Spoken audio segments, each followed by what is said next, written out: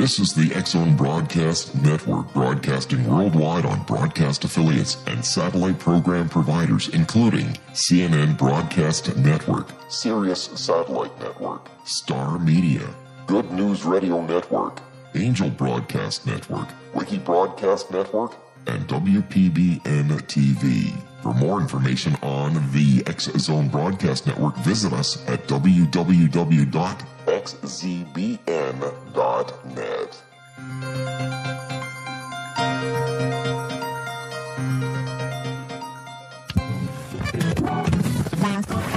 All Hit Radio.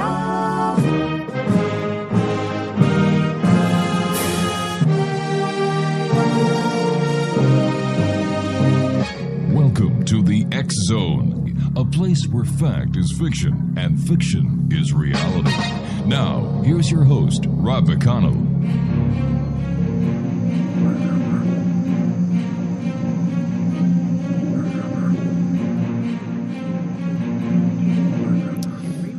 Welcome back, everyone. This is the X-Zone. I am Rob McConnell. We're coming to you from our broadcast center in Hamilton, Ontario, Canada. Worldwide toll-free, 1-800-610-7035. My email address is xzone@xzoneradiotv.com. On all social media sites, X-Zone Radio TV. And our main website, where you can listen to the X-Zone, 724-365, www.xzoneradiotv.com. Well, let me see. Tomorrow night is an important night for all of you in the United States. That is when the GOP debate is going to be at the Reagan Library.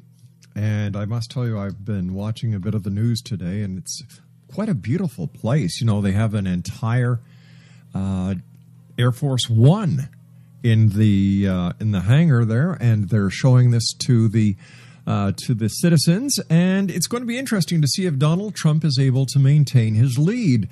I predict, now I'm not a psychic, X-Zone Nation. I am anything but a psychic, but I've got a funny feeling that Donald Trump is going to maintain his lead, and he is going to be a force to be reckoned with. He had a press conference this evening on a destroyer where he was going to lay out his military plan as president. Unfortunately, since I've been on air, I have no idea what was said, but Craig is over on the other side of glass and showing thumbs up on it, so we will see. My guest this hour is a lady I've had the pleasure of having on the show a number of times before, Dr. SHELLEY KAEHR. We're going to be talking about Shelley's new book entitled Edgar Cayce's Sacred Stones.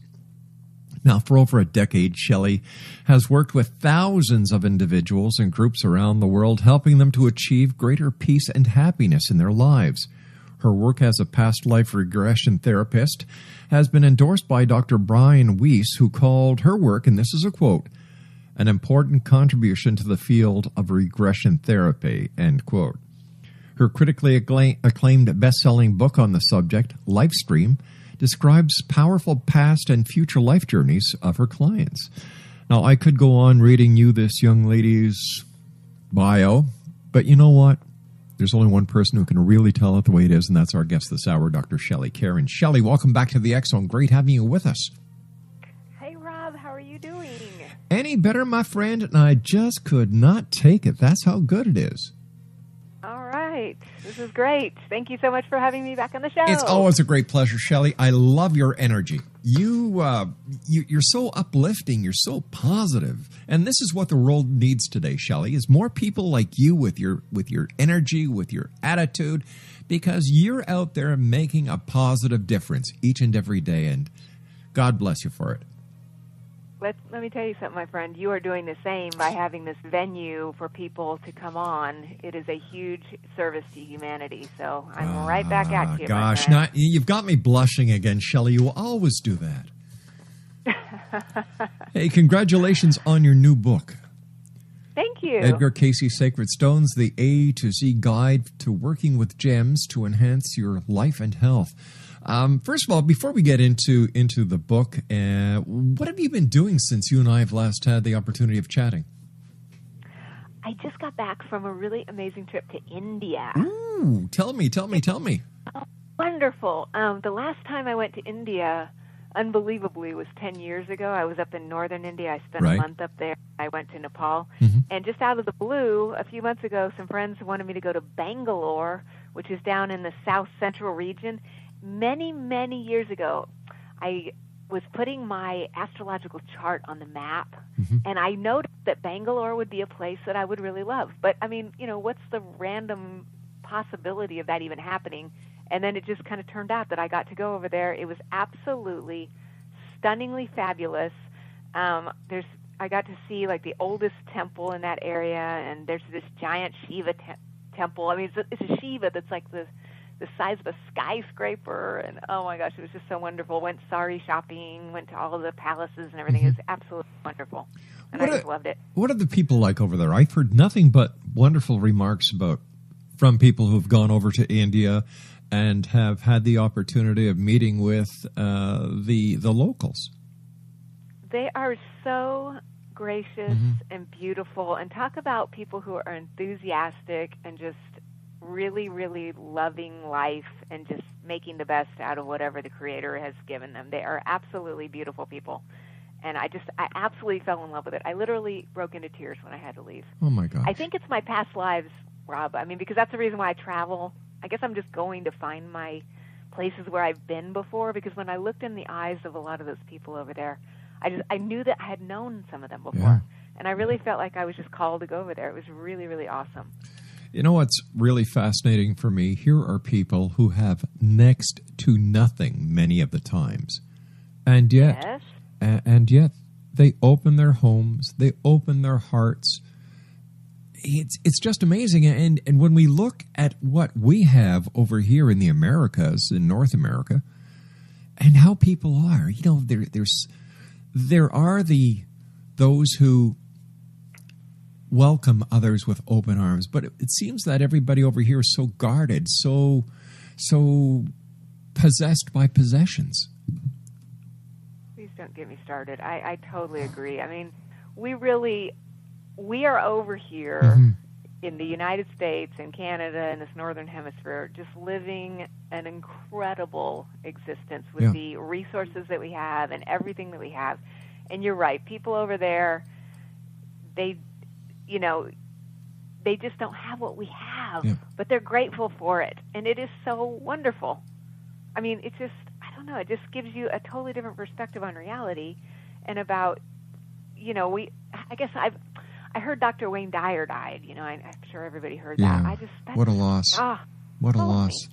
I used to be a sales trainer back in the early 90s, which, thank you, I'm dating myself now, but when I worked for Tom Hopkins, and I worked for Jim Rohn, who also passed away. He was the mentor to Anthony Robbins, and this was right when Wayne Dyer was still in the motivational arena, way before he got into the spiritual stuff. And I just felt like I lost a friend there. I've met him several times, and he was just a beautiful person. It really kind of hits you, and when you see people like you're saying, like they don't have any physical possessions, but they're happy with what they have, and if you hear about different people passing on and just how precious life is and how we just need to be grateful for what we have and just do the best we can to just, be peaceful. And I think that's sometimes easier said than done, unfortunately. I think that many people should have a reality check by spending a week in the countries that, for example, like India, where many people have less than we would ever imagine people being able to live on and sustain themselves with, to get a reality check. And I believe, Shelley, that they would come back with a totally different outlook on life. There's no doubt. I mean, that's one of the most valuable reasons why I think people should be traveling. Yeah. I mean, even if you just, I don't know, different places. I've been to Egypt. I went there. That was also very intense. India, when I went to Delhi, what was really interesting about this trip, when I went to Delhi 10 years ago, like we were trying to get out from Delhi to the Taj Mahal in a city called Agra, and the roads were just horrendous, to say the least. I mean, we can't even describe it. And you saw some infrastructure starting to get built there, like a big old overpass was half-baked, just sitting there, And so when I got to Bangalore, Bangalore, now it's 10 years later. I mean, I guess I just blinked, and I don't know what happened in the last 10 years. I'm sure many of the X-Zone Nation understands what I'm talking about there. Oh, big time, yeah. You know what I'm saying? So, Bangalore is the Silicon Valley of India. So although you still have a lot of that chaotic outskirts, there's a really more of an upscale reality there now, because a lot of these, the call centers and the things that have been going on there, technology-wise in particular, all the biggest companies in the world, if you call technical support, that's where you're calling, is right there in Bangalore, India. And so you can see now really the impact that economy has had on the lives of the people. I mean, they're still, like I said, definitely not living to any level that you and I are accustomed to over here. However, they are seeming to do better. And I talked to one gentleman who told me that, I wouldn't even recognize Delhi now, because all those half-baked roads apparently are now, they've got a super highway to the Taj Mahal now. And I'm like, you got to be kidding me, because it was really challenging when I went to India before. And on some level, even though it was profound, I mean, I just never thought I would really go back there. And it was just really kind of a weird serendipitous blessing. Well, I'm because glad everybody needs an attitude adjustment. Sure. Let me tell you. Yeah, and I'm glad you're back safe and sound. And I'd love you to tell me about your new book, Edgar Cayce's Sacred Stones. Yes, this was this book, of all the ones I've ever written in terms of the gem books, this has truly taken 10 years. This is 10 years worth of work and research and material. It's been now a couple of years ago, I was really guided that I needed to sit down and I needed to begin reading all of the books that I published, starting with The Origins of Huna, which Raymond Moody had written the foreword for, and go there to Gemstone Journeys, to Lifestream, the Past Life book, and just read them in order and just kind of take stock about, okay, so what is left there that is undone or that needs to be completed, so that I can get on now to some new stuff too. And when I was doing this several years ago, I mean, again, speaking of 10 years ago, I guess that's why India is a good place to start with this interview. 10 years ago is when Edgar Cayce's Guide to Gemstones came out. And I'm like, 10 years ago? You've got to be kidding me. So, yes, it's been 10 years ago. So when I wrote that book, shortly after that, a woman who heard me on the radio contacted me, and I had mentioned very briefly, there was just a snip in there about the stones that were in the Bible and the breastplate. So she had a Book of Mormon. She was a Mormon. She sent me the Book of Mormon. I looked at it, and it got me on this research project to do a second book, which was published by another publisher, about this part of the Bible where there's the breastplate of the high priest in the book of Exodus, and then behind that there was the Urim and the Thummim, and these were two stones that the priest would use to communicate with the Creator. And so I wrote a whole book about it, and we'll talk more about that in a minute. But bottom line is, so that publisher had gone out of business. I had received the rights back from this, and I just read it. And because I hate to tell everybody this, I mean, I write so much material that once I write it, it's kind of like it's coming through me. I mean, I don't take credit for writing. I mean, I just feel like I'm kind of it's kind of like coming through me, but it's not of me. So when I'm done with it, sometimes I have to really read it. I don't remember everything that I'm even talking about half the time. So would you say that this information is channeled to you, Shelley? Yes, absolutely channeled. And so when I reread them, all the books, I was like, wow, oh my gosh, I haven't thought of any of this in a long time. And when I read this book, I was like, oh my gosh, I have to get in touch with the ARE immediately, because there was a whole section in there about Edgar Cayce and about what he said about the Urim and the Thummim. And so what I did was I peeled that part out, and I contacted them. And 10 years ago, my guidance told me, you will write another book for these ARE. You will write another book for the Edgar Cayce Foundation. I go, hey, how about this one? No, we don't want that. How about that one? No, that's not it. And I'm like, oh my gosh. And when I saw this information, it just hit me. I mean, the way I wound up writing the first book was I had a dream, and then somebody sent me a book, and then, I mean, it was just really serendipitous. The minute I contacted them, they had just been saying, we need to update this material. So the same way it hit me 10 years ago, it hit me again. I said, oh my gosh, this is the book. This is the one that I've been waiting to write for 10 years, because I have been wanting to write a book, and I wanted to call it Stones of the Bible. And again, I want to say I'm channeling this because I don't feel that I'm an expert on the Bible per se, but I just want people to know that, over the years, I'm not trying to I'm not trying to convince you of anything. I know this works, and I want to share that with people. And to those who are gravitating to it, that's great. And to those who say, hey, this is nonsense, that's fine too. God bless you. But the thing is, this is not evil. This was in the Bible. And it is so prevalent that I've always wanted to write this. And so we talked about it, and then we ended up talking about, well, why don't we call it Sacred Stones? Well, in my computer, I had started another thing that was never finished called Sacred Stones. And so we kind of joined this. And so it's a whole section on the Bible, but it's also about all stones.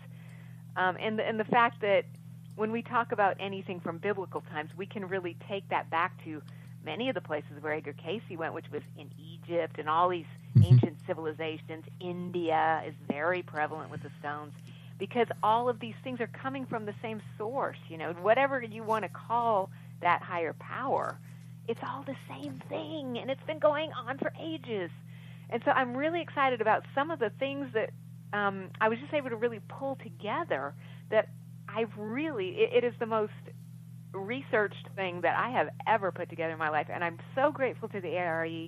And I had an amazing editor, Mary Warren. She is absolutely phenomenal, and I couldn't have done it without her. And I'm just so grateful, and I feel so happy that this is that thing that I knew I had to do, and I'm finished. Sure. I'm finished, and it's creating a new conversation at a time when I feel like this information is needed more than ever before.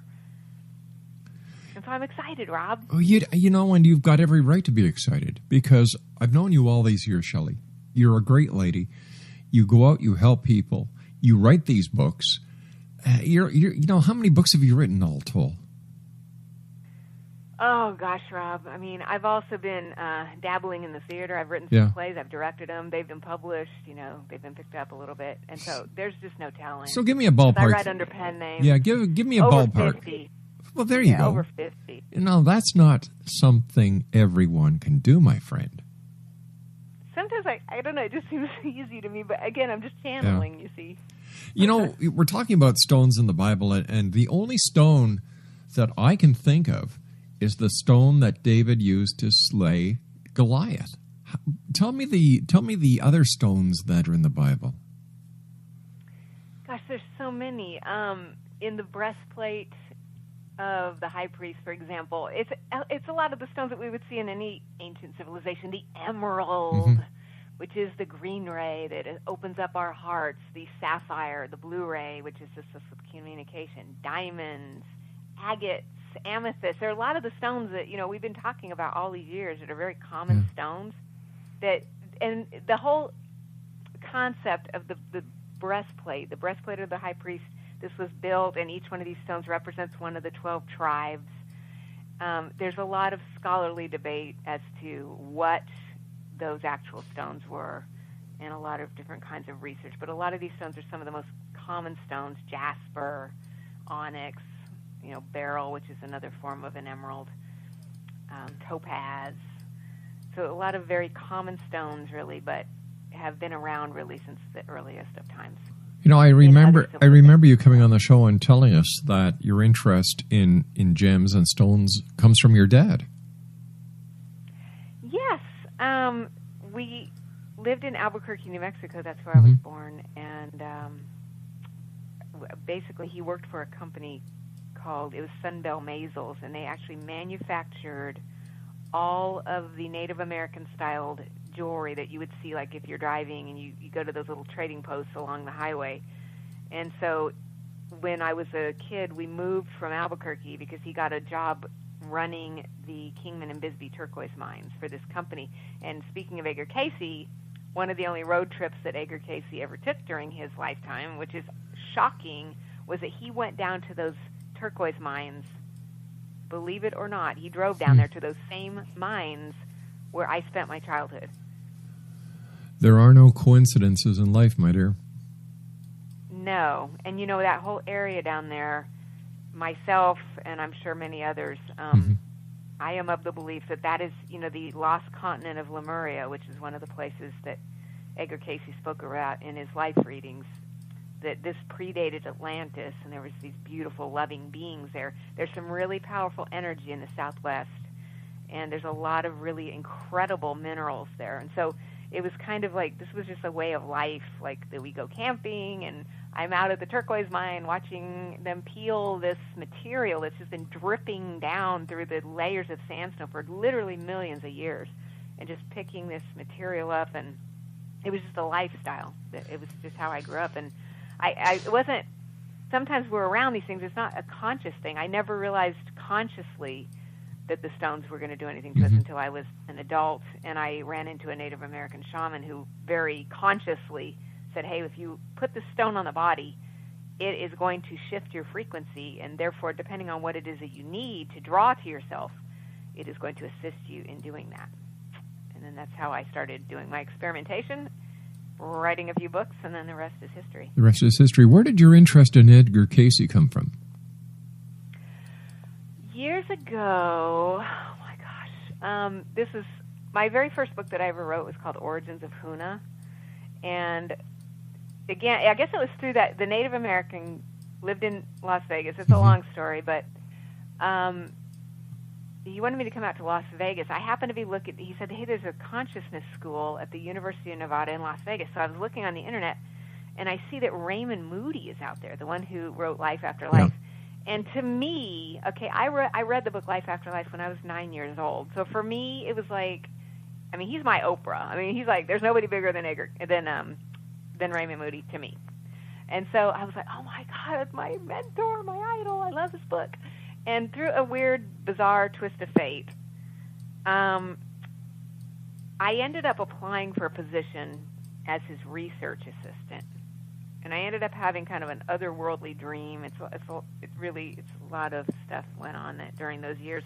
Ended up not working for him, but ended up working with him. I had a radio show in Dallas on a radio show, or station, like on a station here. And he was my first guest. And then we ended up touring together, and I did some private counseling and stuff with him. And he's just an absolute wonderful person. And so through him, I went and got certified in his psychomanteon training, where you learn how to have visionary encounters with the dead. And some people from the ARE were there. You know how it's just like one little link leads you down the path, and then you meet more and more people. And so I met this woman, and her and I became great friends from the ARE, Autumn Marie. She's just a wonderful person. And I gave her some of my books, and she goes, well, I'm going to send you some stuff. So she sent me the book, Edgar Cayce on Gems and Stones. It was written in the 1960s. And that's when I read it. I said, wow, there's some really interesting material in here. I'm going to go to Tucson, because I go to Tucson, Arizona every single year to look at rocks. And I'm going to start buying some of this and seeing what it does. And on the way back, because I always drive out there, it's kind of like a spiritual pilgrimage that I take every year, it just kind of hit me in the forehead. I said, oh my gosh, I need to contact them. This thing needs to be updated. And literally the day before I called her and said, hey, I think I want to update this for you, they were in the conference room holding the book up in the air going, can somebody please get somebody to update this material? And they were like, hello, I think it's a sign from the universe that this is the person who's supposed to be doing this. And so then that's kind of started this long relationship, and it's just been, I just love everybody over there. They're just fantastic people. Where do you think that Edgar Cayce got the ability to do what he did? I think, again, speaking of channeling, I mean, he had been a very sickly, he had a lot of I don't know, he was just ill. And he was not getting better, and he basically, it was suggested, well, maybe, you're not feeling better, let's just take you to the hypnotherapist. They took him back to the past to try to clear up some things, and it just kind of opened the door and just opened the floodgates so that he began connecting to the source, is what it is called, and just bringing through very profound and very accurate information for 14,000 people, or 14,000 readings over the course of a lifetime, which is just shocking.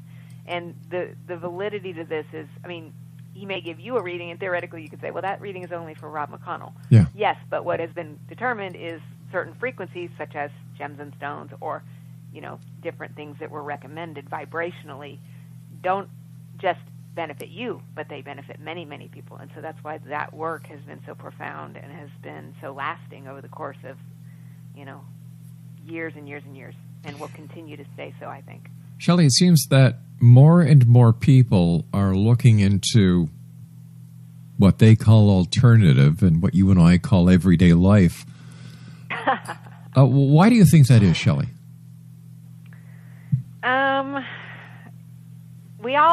Back when you and I first started becoming friends, because we've known each other a long time now, I think we always knew it was going to happen. I think when Oprah got on the bandwagon, I think that really kind of opened it up. But how she even got on the bandwagon would have been because it's just more and more people. As more and more people start to see things, it's like a paradigm shift. You've heard one of my favorite stories is the one about the 100th monkey. So monkeys are on a beach. There's this fruit, but they don't know how to eat it because it's got something on the skin that nobody likes. So one monkey decides, hey, I'm going to wash that off. Well, by the time 100 monkeys wash the fruit off and figure out they can eat it, now all monkeys all over the place do the same thing because it's like a consciousness. And so I think we knew years ago that if enough of us started thinking a certain way and realizing, that we can, think about what we want and create what we want, and we can use alternatives to medicine and different things like that. Right. If enough people get on the bandwagon, then more and more people are going to start to do it. Now I was just talking to somebody about this the other day. It is just so much more prevalent. It's so much more natural that everybody just assumes that the things you and I are talking about are, now becoming a little bit more normal. Yeah, and I think it is. Looking back over this 24-year trip I've been on doing the show, I've seen so much, I've learned so much, and my way of thinking has changed so much. Like, what I used to think was fringe before, I know now is real. Right. So there is a global awakening, and yes. My belief is that this global awakening starts with each and every one of us. Absolutely. Yeah. Because, even when I first heard that, when my friend showed me, okay, he's putting a piece of fluoride on my forehead, I promise you, I didn't think it was real. Mm-hmm. It was only, and I start feeling energy, and I'm like, oh my gosh, that's one of the things I love about teaching energy healing classes. You don't see it as much as you used to, but I used to be teaching a class, and you'd hand someone a stone, or when I do a lot of Reiki certification, you'd see somebody go, oh, I feel energy coming out of my hands. And you see that little light bulb go off. Oh, it's such a thrill. But, it just doesn't happen as much anymore because everybody's like, oh, Reiki, yeah, sure, right, okay, of course. Well, it's funny. Laura and I were down at a local event. It's called the Festival of Friends here in Hamilton. And there is a kiosk with people doing Reiki, people doing stone therapy, people doing what you would never see at one of these events before. And now it's part of the event. People go looking for this because people want to know more. The awareness is that, hey, there has to be something more to this life. There has to be more knowledge than what we're being taught. There has to be more to healing, because in the olden days, we didn't have big pharma. We had what nature had provided. So let's get back to the grassroots. And it is spreading like wildfire, my friend. It's really refreshing. Yeah. Because, it's always been there, but, we can get into a whole thing about pharmaceutical company or whatever. I try not to go there anymore, but it's too negative. The bottom line is, that's just, it is what it is. It is what it is. More people are saying, you know what, I want something different. Like you said, I know there's something else. Shelley, you and I have to take our news break at the bottom of the hour, my friend. Please stand by. X-Zone Nation, Dr. Shelley KAEHR is our special guest this hour. Her website, www.pastlifelady.com. That's pastlifelady.com. Her Facebook is Past Life Lady, and on Twitter at Shelley KAEHR. That's KAEHR. And we'll both be back on the other side of this break with the news as we continue here in the X-Zone from our broadcast center in Hamilton, Ontario, Canada. Worldwide toll-free, 800-610-7035. Email xzone@xzoneradiotv.com. On all social media sites, X-Zone Radio TV.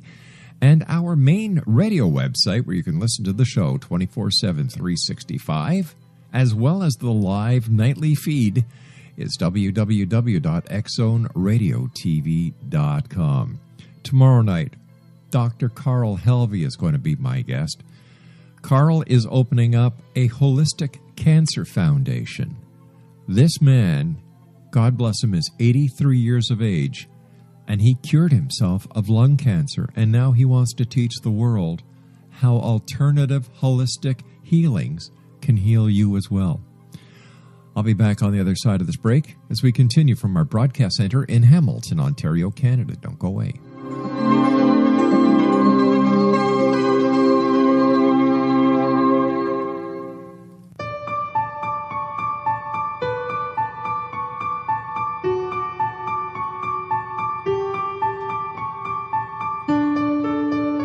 The Carl O. Helvey Holistic Cancer Foundation is a new nonprofit foundation that focuses on a holistic approach to cancer that includes physical, mental, spiritual, and political aspects.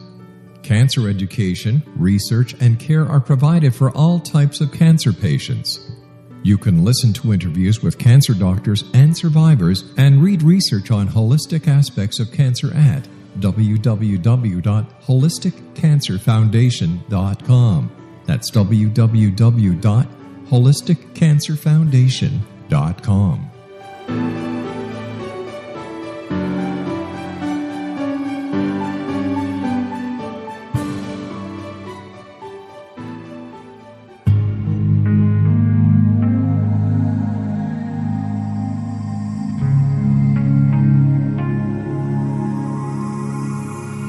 The scientist and the mystic have been on an age-old, relentless search with one thing in common. They seek truth. Their paths converge in the 40,000-year-old practice of shamanism, an ancient science delving to the quantum level of life, facilitating healing, manifestation, and evolution.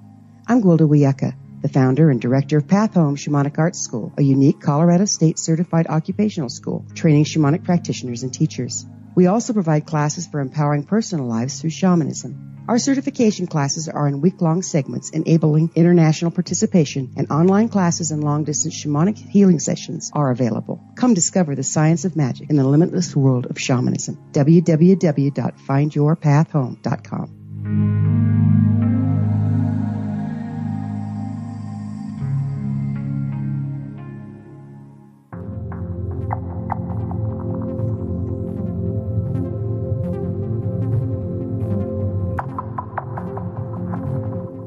How would you like to be able to read other people's minds? Well, the next best thing is here. When you know how to read a person's name, you know how the person thinks, feels, and behaves.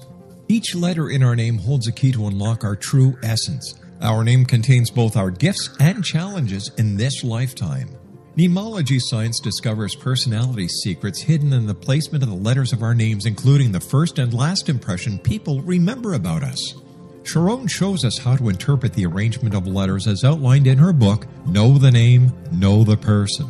Sharon Lynn Wyeth created Nemology science after 18 years of research and testing her theories, and has supported thousands of people around the world in understanding themselves and others better. You'll enjoy Sharon's unique teachings as she shares her system to learn the gifts behind your given birth name. Even if you don't like your birth name, there are jewels in this book. If you're thinking of changing your name, ready to name your child, or wanting to get along better with others, this is the book for you. If you'd like to improve your relationships and change your life for the better, get the book today, Know the Name, Know the Person, or visit www.knowthename.com. That's www.knowthename.com.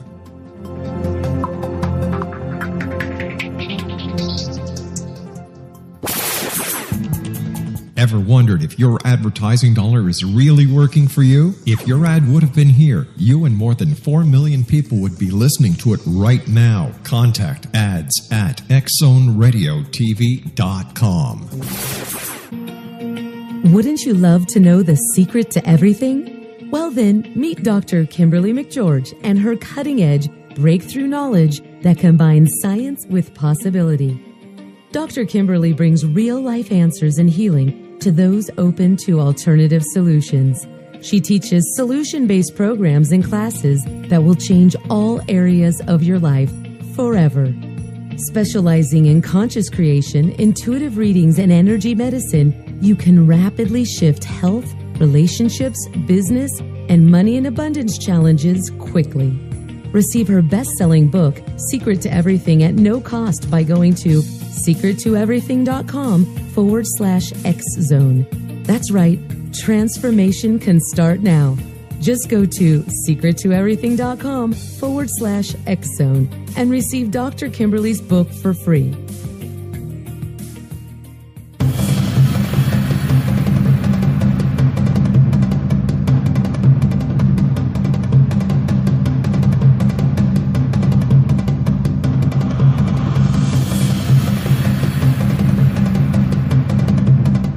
Exonation, Dr. Shelley KAEHR is our special guest this hour. Her website is pastlifelady.com. Her Facebook, Past Life Lady, and on Twitter at Shelley KAEHR. She's the author of a brand new book that's out entitled Edgar Cayce's Sacred Stones, the A to Z Guide to Working with Gems to Enhance Your Life and Health. Shelley, always great having you on the show. Tell us about some of the stones in the book and what they do, such as stones of rays, etc., and how they help realign the body or how they work on the body, because this is fascinating.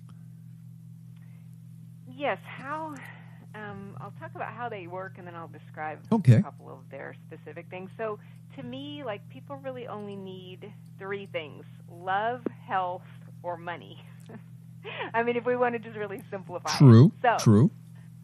Or you can call it money or security, let's just say. So vibrationally, different minerals, when we're, like, a mineral to me is at it's at a higher level than we are, because it's not bogged down by emotional stuff and all the stressors. So let's say a certain stone is at one frequency and our body is at another frequency. So if we bring that stone, lay it on the body, either by wearing jewelry or we hold the stone in our pocket, or I tend to take little power naps for about 20 minutes where I'll lay some stones on, then those stones get into like an energetic rapport with the body and they start to shift the energy. Therefore, when the stone, using that as a tool to shift the frequency, when our frequency is different, then we begin attracting the things that we would like in our lives. Now, of course, we could use energy healing, Reiki, different things like that, but the stone just kind of works in a way without us really having to do. I mean, through your intention, it would help if you're open to it, of course, but even if you're not, I mean, it's going to make an impact on your energy just by the fact it's around you, or even if it's in the room with you. It's sending out different vibrational frequencies. So some of the ones in the book, some of my favorites, one of them is aquamarine.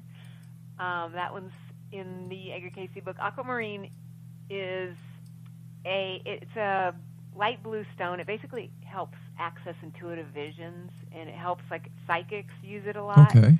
You would see them because it helps them deliver accurate messages, because they can see the information that they need to give to the person who's receiving the reading, and then they can deliver that information more clearly. So but when we're using it for ourselves, it helps us just to bring that intuitive wisdom to ourselves. So, Shelley, if somebody's at a psychic fair and they want to find out, if they want to go to a psychic that would be good or credible or better than the rest, if the person saw aquamarine on the table, would this be a key to that person, or, to that, basically saying that this psychic is using this stone to enhance her gift? I would say yes. Okay. I think there's a lot to, like, when you're walking around a fair, there is still the laws of attraction. There's certain people you just go, I feel like I need to go talk to that person over there. If you see that aquamarine on their table, sometimes a lot of psychics that I know, they'll wear, like, rings and necklaces and things like that of aquamarine. Right. That just tells me that on some level, they may, again, even psychics, they may not even be aware that that's actually assisting them, but on some higher self level, like on a conscious level, but on a higher self level, obviously, they would then be tuned into the fact that it really is going to help them give clear messages, in my opinion. Okay, thanks. Another one that I love is coral, and I got this really great coral on my website that I got at the Sea of Cortez. Coral is like the spine of the earth, and when you use it, it can actually be used to help, let's call it like a chiropractor in a box. It can help you work out your spine issues and any like bone density things. You know how like sometimes I think one of the problems with the society is that we're all slumped over these computers all day, and it's just really, it's not good. I think everybody can be aware of that, aside from the fact we're all going blind from sending text messages. But coral will really help get your spine straightened back up. Now, coral's very, very powerful. Now, coral's not a stone or a gem. It's made of tiny animals in the sea. So does this also mean that if something like coral, which is solidified, can also be used? Yes. Coral is falling under the realm of an organic mineral because Gotcha. it is a living organism, Mm-hmm. and then once it kind of just washes up on the shore, then it ends up drying up, and we can use that calcium-based material of that living organism to bring structure to our alignment, and it is very powerful. A pearl would be another example of an organic. Okay. And exonation, no matter where you are, never break coral off of its seabed. In many countries, that is totally illegal, and you can find yourself in a lot of problems. Absolutely. Yeah. Yes. Plus you're damaging a natural living entity. Exactly. Mm-hmm. Only if it's already dried out. Yeah. Another one of my favorites, of course, is turquoise, because that's one I grew up with. Turquoise is very, very powerful. It's a really, really high frequency. I like to put turquoise in the center of, like in the solar plexus area. It's very calming to the stomach, but in terms of spirituality, that is the stone that, is very tuned in with the Native Americans. It helps wider spiritual vision, and it just works to really raise the energy very, very high so that you can get kind of above the, let's just call it the mediocrity of day-to-day reality and have a higher vision. Crystals, quartz crystals, very common, yes. But they're very, very powerful because they are transmitters. You can actually program them. We can send Reiki into them, or we can just hold a crystal. We can send love and peace and happiness, or whatever it is that we would like to send into that crystal, and then it amplifies that energy and brings it to the user. Very, very powerful. So there's just so many, so many stones, but they're all wonderful. Edgar Cayce warned people, Shelley, about talismans and good luck charms. By wearing some of the jewelry of stones or gems, how does this differentiate from a talisman or a good luck charm? Yeah, I think that's one of my favorite things that he said about the stones. Mm-hmm. It's one thing that we know we can use these God-given gifts to enhance our lives. However, it would be like if you had, if one of these stones, you said, "This is my lucky stone, and I can't leave the house without it today." If you get too dependent on it, then that is not good. You're just only to use it to enhance, but never to say, "This is my lucky thing, I can't live without it," because you have to still function in day-to-day reality. So use them to enhance, but don't become too attached. What about diamonds? What is the significance of diamonds besides being a girl's best friend? Diamonds in healing are said to, we have, our DNA, and we've got dormant strands of DNA and RNA that we can consciously, we could go into meditation, we could ask that more of our DNA be connected so that we can use more of our brain power and things like that. And diamonds will assist us with that because that's a carbon-based mineral. So again, it's dealing with carbon, which is the building block of you and me, and so it is very, very powerful. And of course, because of the rarity, I guess that's why it's been hailed as the girl's best friend. But in healing, it can be very powerful as well. And we can't always go out and purchase, a bunch of diamonds and lay them on our body to do healing with. But there's different kinds of diamonds, such as Herkimer diamonds, which come from a mine in New York they're theoretically lower grade diamonds, but they still have that same carbon frequency, and they're very, very powerful. What do you say to people who just are skeptical about the power of gems, the power of stones, and the past life experiences, and the topics that you and I discuss on a daily basis? To each each his own. Mm-hmm. I certainly respect all people's views, and like I said, I believe in this. I love Sure. to show this to people.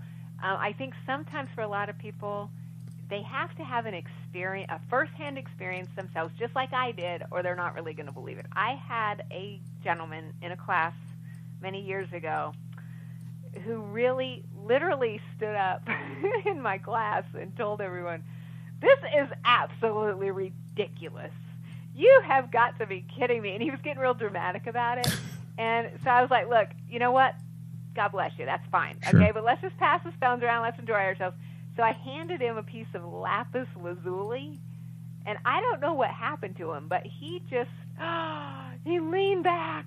I mean, in a real dramatic way, like something you'd see on TV, and just, oh my gosh, his mouth fell open, and Now you just stared at this little stone. You just passed the stone to him. You didn't heave it and whack him between the eyes, did you? No, Okay. that was going to be my next step. But guess what? I didn't have to. That's how exciting it was. Now, what kind of stone was this again? It was a lapis. And what kind of stone is that, Shelley? I'm not familiar with it. Lapis lazuli, actually, it's a dark blue stone, and it has gold flecks in it, gold pyrite flecks, and it is actually the most mentioned stone in the Edgar Cayce readings is lapis. And one of the things that Cayce said about it is that lapis will help if you've got like acid reflux in the stomach, and Cayce talked about the fact that acid reflux can be linked to migraine headaches. Did I know this gentleman had horrible acid reflux? No, I did not. But he picked that stone, bought it, started wearing it in, this is Texas, thank you everybody, but he actually wore a bandana. He put his little stone in his bandana and wore it around, and he said he never had acid reflux again. And when I did further research after I wrote the Edgar Cayce book, that's when I started kind of telling people, if you've got migraines, if you've got stomach issues, first of all, Cayce thought those were related. So just think about it, you know, none of this is meant to replace, common sense or medical advice. But the thing is, we might as well try it. You know, what we were talking about earlier. Do we want something else? Do we want to try to do things without the use of drugs? Try it. It may work. And for this guy, he just never looked back. It totally opened him up to the whole thing. And again, I think we're all on a journey.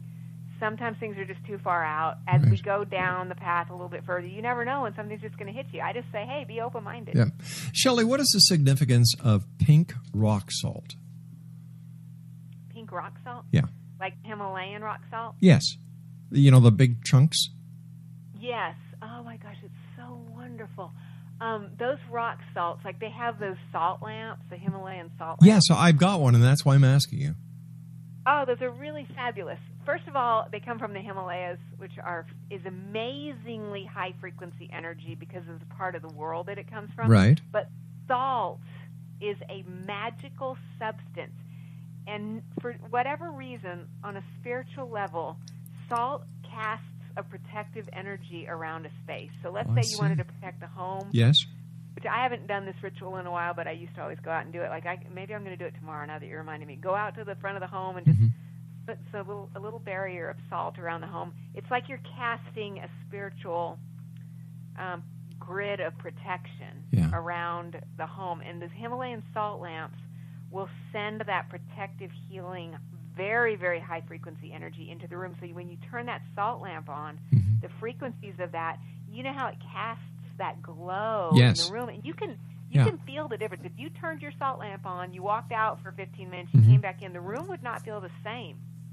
Well, very powerful. Well, this rock salt lamp was given to me by a lady that became a dear friend of mine. Her name is Diane Laramie, and she was in Ottawa. She is now living down in the States, and she sent Laura and I this Himalayan rock salt because she's very intuitive, and she was getting the impression that because of the weird hours I was not getting enough sleep. So she sent me this beautiful rock salt lamp, and it's in our bedroom. And I'll tell you something, Shelley. I turn the lamp on, and I just feel so comfortable, so at ease. And I was wondering if, because it's salt, does it have anything to do with the ionization in the air? Yes, it will ionize the air. You know how, like, you know, you are up in the middle of the night, obviously. Yeah. You know how when you come home from work like that, you've been talking to people all night, you're kind of at a... High. You're just buzzing. Yeah. And something's got to calm you down. And that salt is very, very calming to the energy because it's changing the frequencies. With the other kind of salt, it's a different kind that I have long recommended to people to use is Epsom salts, which is basically magnesium sulfide. It's like if you sprained your ankle, the coach would say, hey, go put in Epsom salts. But if you take a bath in that, you know, when we go out in public, let's say we were out at the shopping mall. Okay, that's the most extreme thing I can think of. You know, you're kind of picking up other people's energy, and sometimes it's just really can weigh you down. And Epsom salts, and in this case the salt lamps, they just work to kind of cleanse all of that off. You know, just cleanse all of that buzz off from the night on the X zone, and just kind of get you back to who you really are at your fundamental level. So that is the Himalayan lamps, absolutely powerful, but Epsom salt is another way to do it. Just a few dollars, you can buy a carton and put a little bit in the tub, take a bath, fabulous. I know I use Epsom salts, and I also use the Himalayan salt lamp. And prior to using it, I figured, okay, you know, the lady was nice enough to send us this. She's a friend. I'll try it. It worked. It still works. And you're right about Epsom salts. They work wonders. In fact, we have a hot tub at home, and we put some Epsom salts in the hot tub. Yeah, it's great. Yeah, it is. So you see, at one time, I was a non-believer that turned into a skeptic. But now, having seen the results, felt the results, I'm a believer, and I'm open to believing, but I want proof. You know what I mean? Like, I get people on the show talking about extraterrestrials. They themselves have been taken up into a UFO that is 600 miles long, 50 miles high. It's orbiting Earth. Then they get zipped to Jupiter. They get zipped here, there. It's not that I don't believe them because I think that they have an ulterior motive. It's that I'd like to see some proof. And with the gems and the salts and the stones, I have experienced it firsthand. So I know for a fact it's true. Right. I think I can actually say that when you and I first talked, I'm sure you were much more like, what? Yeah. I mean, you know. But I agree with you because, like I said, it's the same for me. I really actually had to experience it myself. So all I say is, hey, just give it a try. You know, it may not work for you. Seeing and feeling is believing. And Shelley, you know this as well as I do. Belief is the strongest power in the universe. If you believe you can do something, you will do something. You will do what you believe you can do. Hey, Shell, we're coming up to the point where you and I have to say so long. But before we get that, we've got about a minute and 10 seconds. What is your message for the X-Zone Nation tonight? I'm just wishing everybody peace and happiness, and I think a lot of people are having really hard times these days, so I just want everybody to hang in there, have faith, and just know that, you know, we are blessed to live where we live. We need to count our blessings every day and just know that it's a journey, and everybody can get what they want out of this life. I truly believe that. Shelley, once again, thank you so much for joining us. Always a great pleasure. I look forward to the next time you join us back here in the X-Zone with more stories, more tips, and more information on gem healing and Edgar Cayce. So until then, my friend, take care of yourself. All right, you too, Rob. Thank you so much. Good night, Shelley. X-Zone Nation, Shelley KAEHR has been my guest this hour, www.pastlifelady.com. It's www.pastlifelady.com. Stick around, X-Zone Nation. I'll be back on the other side of the news at 6.5 minutes past the top of the hour as we continue here in the X-Zone from our broadcast center in Hamilton, Ontario, Canada.